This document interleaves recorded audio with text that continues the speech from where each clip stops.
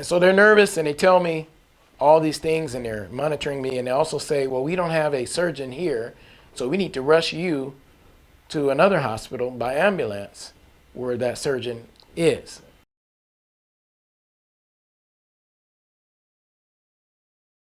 Hello, my name is Glenn Clinton. I'm 58 years old. I'm born and raised in San Diego, California. Right now I reside in Las Vegas, Nevada, and it's my turn to testify.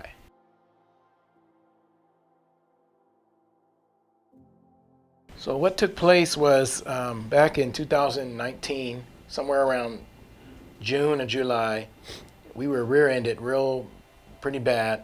Car ended up being totaled. And during that time, I'm a working man. Everybody else in the car said they were sore, this and that and the other. I didn't feel sore. I just thought, this is just from working. But I had no idea that the accident had messed up something in my neck. But what happened is the pain started changing from normal pain to started getting worse, to the point to where at work it was just hard to work. I'm an audiovisual technician, working on the strip, doing shows, and it just got worse. My concentration was changing. My focus was a little off, and I'm saying this is a little different than just work pain, sore muscles and work pain. And so as time went on, I'm going to Massage Envy, getting massages, trying to, maybe these muscles need to be, worked out. And I'm trying all this stuff, but it's not getting no better. And it went on for a couple of months. Somewhere around September, it wasn't getting any better. And so I told my wife, I went to work that day and it was bad. Pain was bad. My right side of my head, not the left side, just the right side, was sore to the touch, and I thought that was abnormal. It was like a swelling that I didn't know. I didn't know it was swollen, but it was a swelling on the right side of my head. And I didn't know that at the time. I just knew I'm dealing with something that's different. So I ended up going to urgency care. They started, running all their tests and kept asking me the same questions over and over again. And they kept saying, you said it's only sore on your right side of your head. And I said, yeah. So they said, well, that could be, this could be serious. And so they, took some x-rays or whatever, and they said no. And with the information I gave them and what the information they had, they said, we need to take you to a hospital right now. And we were at a place, the hospital was pretty much a block away. So my wife said, well, I can drive them there. So we went to that hospital. We get there, they do a CAT scan.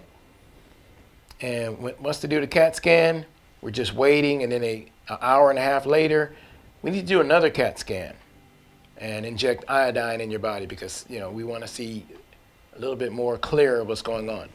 And so we're waiting in the waiting room. Our pastor's sitting with us, and we're pretty much, he's laughing and joking, and saying things like, well, whatever's wrong with you, you hurry up and get healed so you can be at church by Wednesday night Bible study. And also when I came back from the second CAT scan, he asked the technician that brought me back, he said, did you find my change? Changed this in his head because I heard something shaking. So we're sitting there and everything's just normal because I haven't found out anything. I don't know what's going on. I'm just waiting for the information, to know what to pray for or to know what's going to happen. So sooner or later they say, we're going to put you in a room, so we can monitor you, give you IV with pain, what do they call it? It's medication, but they want to control my pain.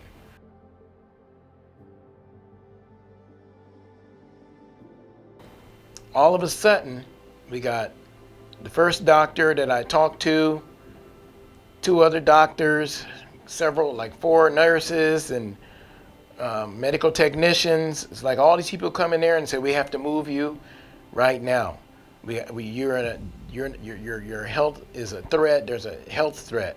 You could either have a heart attack, a aneurysm, or a stroke. And I'm just sitting there like, and by the way, I haven't eaten anything since noon, and it's like 7 o'clock at night. So I'm like empty, hungry, and they don't want to feed me. But in the meantime, they're giving me all this medicine now, and I'm, pretty much feeling like I'm gonna throw up because there's all this stuff going on. So after they take me to a room, now they're able to put something on my fingers, my hands, and my chest, my back, my head, and they're able to monitor everything, my pulse, my blood pressure, my heart rate, and I'm not a I'm not a medical student, so I don't know everything, but they said they were monitoring everything. But this is the thing that was awesome. As they rolled me into the room, I look up to see what was the number, and the number was 12. And in the Bible, 12 means government, godly government, spiritual government. And so, there's 12 disciples, 12. And so I'm sitting here and I'm going, okay, so I'm believing God has this, in control. Pretty much anything I go through, I always believe God has control.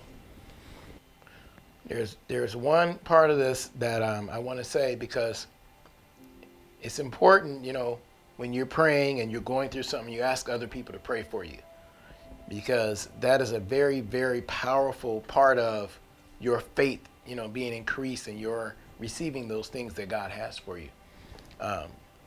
Another thing that happened at 6 a.m., about 6 a.m. in the morning, I get this call from Apostle Grace Clayton. That's my pastor's mother. And I answered the phone, and she says, "You answered the phone nice and strong, young man. You doing all right with all this, happening in your life?" I said, "Yeah." She said, "You trust in the Lord?" I said, "Yes, ma'am, I'm trusting in the Lord." She says to me, "Man of God, there's not going to be no surgery. I want to tell you, the Lord showed me that there's not even going to be no surgery. So you be encouraged, but there's not going to be no surgery." And, I was encouraged by that. And so they're nervous and they tell me all these things and they're monitoring me. And they also say, "Well, we don't have a surgeon here, so we need to rush you to another hospital by ambulance where that surgeon is." So I'm like, "Which hospital is it?" And they go, "It's on Rainbow Spring Valley or something, Spring Valley." And so in the meantime, I look over at my wife and she's kind of like just stuck. And I know my wife, she's never stuck. She's never at a loss for words. She's never stiff, but she's kind of just standing there like this. The TV's on and she's standing up, but she's not looking up at the TV. She's not looking at anything. She's just stuck. And I look over at her because that's the only person I had, that's my rock, that's my strength. And so I say to her, "Honey," she goes, "Yeah." I said, "Don't be no punk." Just straight like that. And we talk frank like that to each other. "Honey, don't be no punk on this. I need you to be trusting God with me. God got this. I don't know what's going to happen, but God's got it." And so she walks up to the bed to me and she goes, "All right, I ain't gonna be no punk. I ain't gonna be no punk." Kind of playing ghetto. "I ain't gonna be no punk, And so at this time now, the ambulance, they're coming to put me on the little stretcher to roll me out. They put me in the ambulance. My wife says I'm going to follow. Now, when you're in that box truck, you don't know how fast you're going. But apparently they were going 95 and 100 miles an hour. Now, what I could see is my car behind us. My wife was behind us in the car on the freeway, speeding. And when we got there and she was able to talk to me face to face, she goes, "They were going about 95 and 100 miles an hour," which was scary because why are they speeding like that? This must be a real emergency. So we get there. They put me in a room right away. And, they're all this time they're medicating me because I'm telling them I'm having all this pain. So we're at this new hospital and at the time, this is 2 months, two months and a half away from the accident. So I don't even realize, how serious the situation is. I don't realize that I could have had that heart attack or a stroke or aneurysm at any given time. In my heart, I'm saying God kept me for some reason. Kept me while I was driving, kept me while I was at work, on ladders, on lifts, up in, 20, 40 feet up in the air working. God kept me through all of those things. He's just awesome. You know, we say things like, God kept me through dangers, seen and unseen. Well, I was there, had no idea that I had this stuff going on. What the doctors diagnosed was a dissected carotid artery. I didn't know what that meant. But what it meant is one of my main arteries had ruptured. And so I'm at this hospital, and my wife is there, and we're praying. She's praying with me. I'm praying by myself, which that's all I knew how to do. Just pray and say to the Lord, I don't know what this is, but I know you know what you're doing. You don't make mistakes. I was very brave. To me, that's all I could do. I don't know how to be, I'm scared. I didn't want to be scared more than brave. Because in my heart, I don't know how to pray scared. I don't. But I know how to be brave. I know how to say, Lord, you made me. You know this body. You know how to fix it. Can't nobody help me but you. And I don't want to, come off any kind of way but humble with God at that time. That's the only one that can help me. Okay, maybe other people lose it. No, when I'm talking to the only one that can help me, we coming correct. I'm coming completely correct.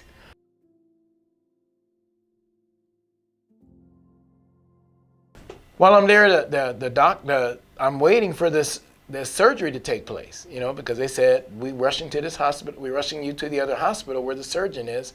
And I'm thinking, any time now, they're going to come in like they did before, and they're going to rush me out. So the next day comes, it's now morning, it's like 4 a.m, and I'm awake because they keep coming in, checking on me. They're not going to leave me alone. They're watching me, they're monitoring me. Somebody's in the corner of the room doing something on the computer, so I'm going to be awake. My wife is trying to rest, she's not sleeping either. But what would happen is every time it got real quiet, and I would hear this thing, but I didn't know what I was hearing. God is my witness. But I would hear, I have the last say. And that's scriptural for any time the children of Israel were going through something where they were being threatened, and there were times where God would respond through the man of God and say to them, I know you've heard this, I know you've heard that, but I have the last say. And so that was comforting to me when I finally realized, because I kept hearing it, but I kept hearing everything else in the room and every other thought in my mind. I had to literally shut every thought down because I said, what is this I'm hearing? I hear this phrase in my head. What am I hearing? And it got real quiet, and I got real quiet. I shut down every thought, and that's what I heard. I have the last say. God was telling me he has the last say. Not what these doctors are saying, not what the surgeon is saying, not even what my body's saying. So now it's 6 a.m., and someone, comes in to let me know that my company and my benefits has approved, the cost of the surgery, which, it was, and they were laying it out for us, breaking it down to us, letting us know everything that had to take place. And that was just the surgery. That had nothing to do with after the surgery, which would be rehabilitation. Because you cut somebody's neck open, and things of that nature. That's a very, very strong muscle that you use. And some people, the kind of work I did, it was just not going to be pretty. And so it was above $500,000, just the surgery alone, and the health care of the doctors and nurses right after the surgery in the hospital. It was over $500,000. And so now we're sitting there, and I'm thinking, okay, now they've approved, the money for the surgery. So now the surgery is going to happen. But I keep hearing it in my spirit, I have the last say.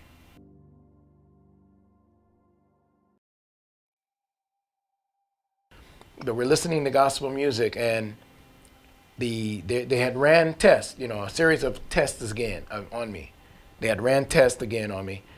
And the surgeon comes in with specialists and a couple other doctors, and they've done some occupational therapy. They telling me to push down, pull up. They're grabbing my feet, seeing if there's sensitivity there, is blood flowing there normally. And so they're doing all these things, preparing me for whatever they have to do. So they leave and then they come back after all these tests. When they come back, the surgeon says, because at the time he comes back, we're listening to music and we're kind of just worshiping, enjoying our music. Some William McDowell. And so he comes in and he goes, keep doing what you're doing. Keep doing what you're doing because it worked. And we're like, what do you mean it worked? He said, we can't do the surgery. Somebody already done it. He said, this is something I can't explain. I have to write this down on our information of everything that took place on this case. It's literally going to say that we had a surgery plan, we had the money coming, and this and that and the other, but because of something unknown, we don't have to do the surgery anymore.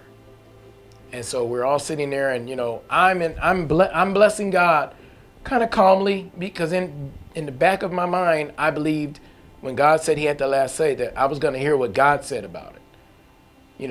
And this is the next day after they rushed me there in the ambulance and all that, and had gotten the money and everything is figured out. It's the second day. The pain has subsided, the swelling has gone down, and I'm rejoicing, really glorifying God. Everybody in the room is rejoicing. But this is what I want you to understand. The severity was so bad that they said, we need you to be off work though for 6 months. Because even though, and they said when they said whoever, they kept saying whoever. I know it was God that performed the surgery. They said, your largest artery is now split into two. But there's no tear. There's no blood. There's no nothing. There's no swelling in the area. So we know it's something beyond our explanation, beyond our control. They knew it was God, but they're not supposed to say it. So they kept saying it's beyond our explanation, it's beyond our control. And we don't normally schedule for surgery and cancel. That's not something we do. They said, but we had to go with what the new tests were showing us. And someone did surgery on you.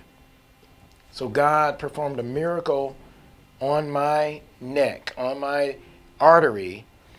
And when they took pictures, I'm going to the end of it now. When they took pictures, that artery was now one again.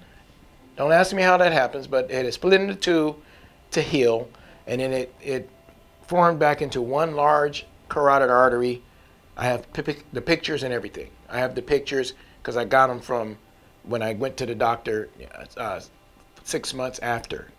We had to go to the doctor every 2 months for them to make sure I was okay, make sure my blood was fine, make sure the artery was healing, But I'm a walking miracle. And I didn't know I was a walking miracle before I went to the hospital. Because they said I could have fainted while driving, anything could have happened. But God, like I said, the scripture says He's kept us through danger seen and unseen. Had no idea what was going on in my body. But thanks be to God. I was a walking miracle before going to the hospital, a walking miracle sitting in the hospital, and after leaving that hospital, I'm still a walking miracle. I do everything I need to do. I still go out and play basketball. I still work at my job. I was able to go back full time on my job. I'm audiovisual technician by trade, but on the side, I'm a carpenter. I build things with wood, concrete, you name it, rocks.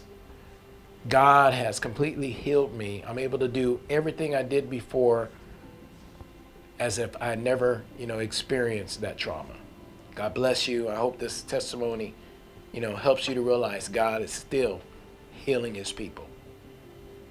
And I want to invite you to come and testify under the spotlight. It's your turn.